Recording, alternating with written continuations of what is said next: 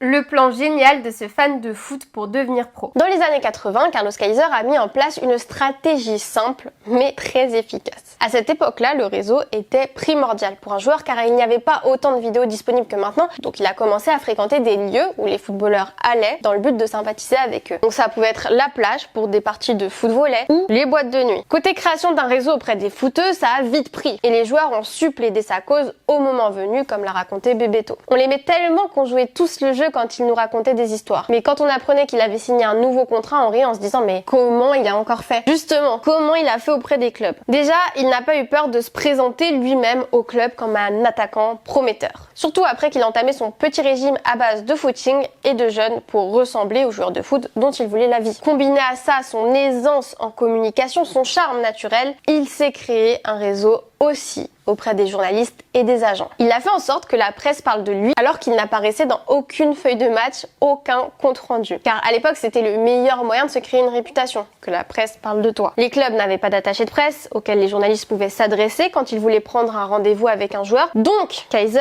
a exploité cette faille. Il a négocié pour des journalistes des interviews avec les plus prestigieux joueurs de foot qui étaient devenus ses potes. Et en échange, les journalistes devaient écrire des articles à son sujet ou faire des interviews de lui.